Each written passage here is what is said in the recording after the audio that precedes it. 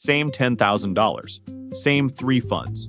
2 completely different outcomes, depending on one decision most people never think about.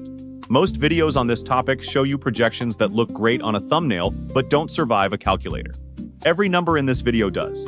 These are conservative, verifiable, and still impressive enough to change how you think about this. Here's what we're building today.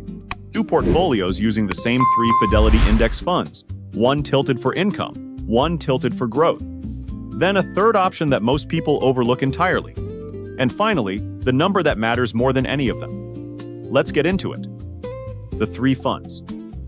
Before we build anything, you need to understand what each fund actually does, because these aren't interchangeable. Each one has a specific job. The first fund is FDVV, the Fidelity High Dividend ETF. This is the income engine.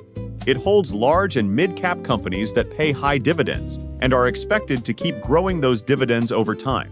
The top holdings are names you already know: Nvidia, Apple, Microsoft, Broadcom. These aren't the sleepy utility companies most people picture when they hear dividend fund. These are the most profitable businesses in the world.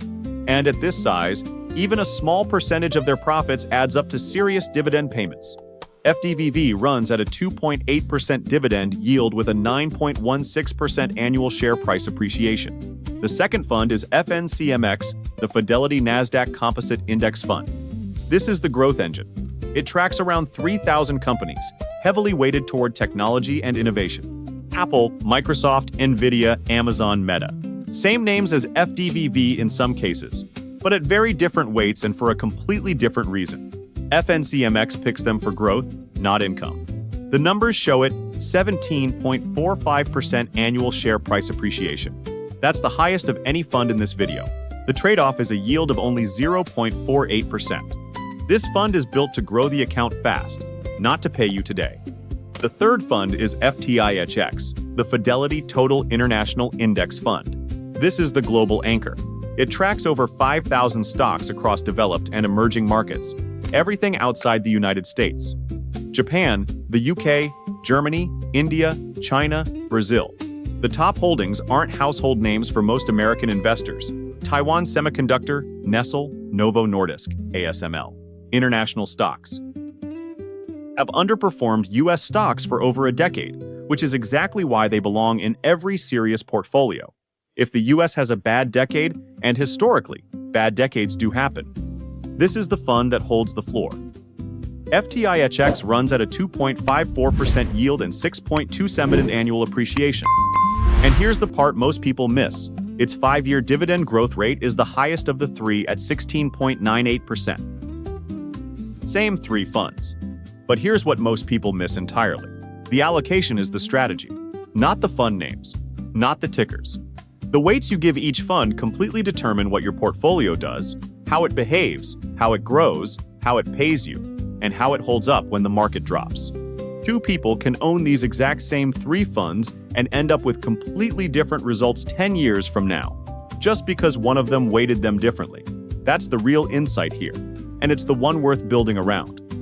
Portfolio 1. Dividend-tilted. 50% FTIX. 30% FTIX. 30% FTVV. 20% FNCMX. The reasoning: FTIX gets the biggest slice because its dividend growth rate is the highest of the 3 at 16.98%. Over time, that's the engine that compounds the income fastest. FDVV gets 30% for immediate yield, cash coming in today. FNCMX stays at 20% as a growth anchor that keeps the account from stalling. Blended appreciation: 9.34%. Blended yield: 2.21%. Blended yield: 2.21%. Here's what that $10,000 actually does over time with these weights. Year 1, $10,934. Year 10, $24,418, paying roughly $45 a month. Year 20, $5 a millispend. Year 24, paying roughly $110 a month. Year 30, $145,591, paying roughly $268 a month. That $268 a month is the real number. Conservative, verifiable, built on the actual appreciation rate of these funds, not a best-case scenario. Portfolio 2. Growth tilted. 70% FNCMX, 20% FDVV, 10% FTIX. The reasoning flips completely. FNCMX gets 70% because its 17.45% appreciation is the highest of the three by a wide margin. This portfolio rides that growth as hard as possible. FDVV drops to 20%, just enough income to keep the portfolio balanced. FTIX drops to 10%, 67%, 67%, 67%. Person 7th first, 67%, FNCMX mine, 67TIX, 68. Blended yield, 1.15%. Here's what that same $10,000 does with these weights. Year 1, $11,467.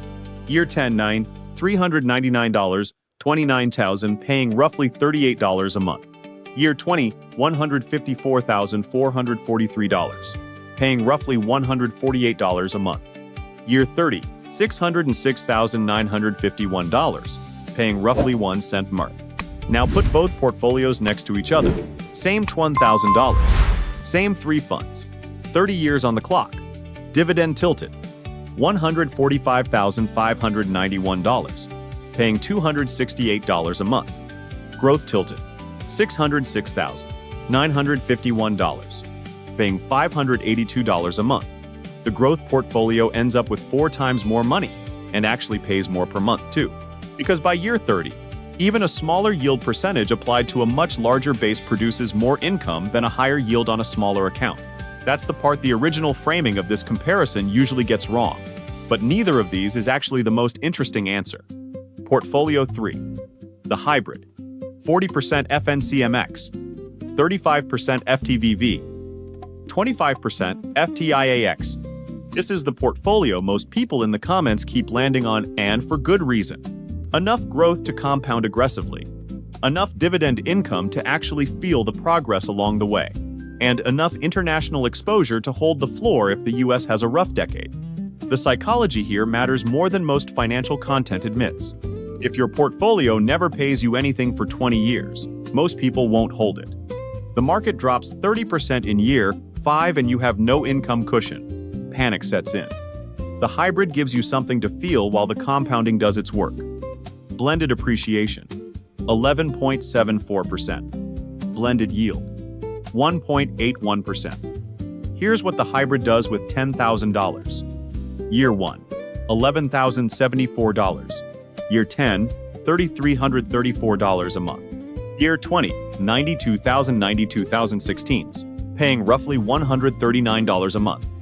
Year 30, $279,122, paying roughly $420 a month. Middle of the road on total value. But the behavioral advantage, the ability to actually hold through downturns, because you're seeing some income, is worth more than the difference in projected returns for most people. Now here's the number that matters more than any of these: consistent monthly contributions. This is the part that gets left out of almost every $10,000 comparison, because it's less exciting than talking about fund allocations and 30-year projections. But it's the variable that actually changes your outcome the most.